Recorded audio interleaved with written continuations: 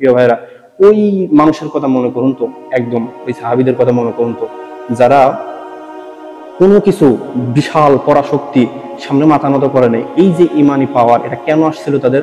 এটা এই কারণে আসছিল যে তারা যে তাকওয়ার সর্বোচ্চ লেভেলে তারা পৌঁছে গেছিল। তাদের পথ ছিল কি? আল্লাহ তার রাসূলের পথ। তাদের স্বপ্ন ছিল কি? তারা জান্নাত দেখত। ফলে দুনিয়ার কোনো ক্ষমতাশীল বা দুনিয়ার কোনো আসবাব তাদেরকে আল্লাহ তার রাসূল থেকে দূরে সরাতে পারে নাই। কাদের কথা বলতেছি আমি? আমি বলতেছি খালিদ ইবনে ওয়ালিদ, আমাদের সাহাবায়ে কেরাম, সমস্ত সাহাবীদের কথা, আমি তাদের কথা বলতেছি। এবার চিন্তা করেন যে বিশাল পরাশক্তি আপনি আপনার সামনে যদি বর্তমানে আমেরিকার সামনে আপনাকে দাঁড় করে দেওয়া হলো, বর্তমানে আমেরিকার সামনে আপনাকে দাঁড় করে দেওয়া হলো, এবং তারা আপনাকে শর্ত দিল যে তুমি যদি আমার দিন ছেড়ে দাও, ইসলাম ছেড়ে দাও, তাহলে আমি তোমাকে মুক্তি দেবো ভাই, শাস্তি দিও না। আমি আর আপনি কি করব? আমি আর আপনি একটু হিকমা খাটাবো, যেটাকে বলে আমাদের বাংলা হিকমা, এটা খাটায়, ঠিক আছে। কিন্তু আমাদের সাহাবায়ে কেরাম এই হিকমা খাটান নেই। ওই খুবাইব রাদিয়াল্লাহু তাআলা আনহুর কথা চিন্তা করুন, যাকে মক্কার মুশরিকরা বেঈমানি করে ধরছে। বেঈমানি করে ধরার পরে তাকে শুলে চড়াবে। তো শুলে চড়ানোর আগ মুহূর্তে তাকে সুযোগ দেওয়া হয়েছে যে তোমার শেষ ইচ্ছা কি? সে বলতেছে যে আমার শেষ ইচ্ছা আমি 2 রাকাত নামাজ পড়বো।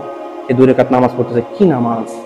কাফের মুশরিক অবাক হয়ে গেছে যে মৃত্যুর আগ মুহূর্তে যে রবকে সে দেখে নাই, এমন রবকে কি এরকম ইবাদত করা যায়? কাফের মুশরিক আবু জাহেল সবাই, আবু জাহেল তো বদরের যুদ্ধে মারা গেছে, তো মানে যারা ছিল তারা সবাই অবাক হয়ে গেছে। তো এই যে সাহাবায়ে কেরামের উদ্দেশ্য, তো তাকে বলা হয়েছে, খুবাইব রাদিয়াল্লাহু আনহুকে বলতেছে কাফেররা যে তুমি এখান থেকে নিরাপদে চলে যাবা, তোমার স্থানে মুহাম্মদ রাসূলুল্লাহ সাল্লাল্লাহু আলাইহি ওয়াসাল্লাম থাকবে, তুমি কি এটা মেনে নিবা?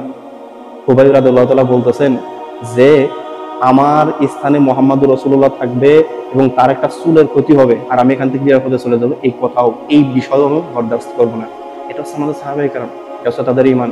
মৃত্যুর আগ মুহূর্তে খালিদ ইবনে ওয়ালিদ রাদিয়াল্লাহু তাআলা আনহু বলতেছেন তার স্ত্রীকে, হে আমার স্ত্রী, দেখো তো আমার শরীরে এমন কোনো জায়গা বাকি আছে কিনা যেখানে আমার অস্ত্রের দাগ, তরবারির আঘাত নেই। তার স্ত্রী বলতেছেন যে নাই। সব, হে সাহাবী, হে আল্লাহ রাসূলের সাহাবী, সব জায়গায় আপনার শরীরের সব জায়গায় অস্ত্রের দাগ আছে।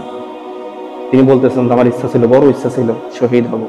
আর স্ত্রী তাকে এরকম উত্তর দিচ্ছে যে আপনি হচ্ছেন আল্লাহর তরবারি, সাইফুল্লাহ। আল্লাহ তার তরবারি মাটিতে পড়ে যাক, অথবা আল্লাহ তার তরবারিকে কেউ ফেলে দিক, এটা আল্লাহ চান নাই। হয়তো এই কারণে আপনার শাহাদত দেননি। এটা হচ্ছে স্ত্রী, এটা হচ্ছে আপনার জীবনের উদ্দেশ্য, এটা হচ্ছে আমাদের সাহাবায়ে কেরাম। অতএব নিজের জীবনের ডেস্টিনি, জীবনের উদ্দেশ্য, এটা খুঁজুন এবং সে অনুযায়ী আমল করুন। একটা মাত্র জীবন, একটা মাত্র সুযোগ পাবেন, আর সুযোগ পাবেন না। একবার নিঃশ্বাসটা বন্ধ হলেই শেষ। একজন 24 ঘন্টা সময় পেয়ে অনেক বড় মুহাদ্দিস, অনেক বড় মুজাহিদ হয়ে গেছে। আর একজন 24 ঘন্টা সময় পেয়ে রিক্সাওয়ালাই থেকে গেছে। দুজনের টাইম ছিল কত?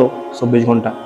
অতএব আপনার সময়কে আপনি কাজে লাগান, জীবনের উদ্দেশ্য বুঝুন, জীবন কোথায় গিয়ে থামবে এটা বুঝুন এবং সে অনুযায়ী আমল করুন। আল্লাহ আমাদের আমল করার তৌফিক দিক।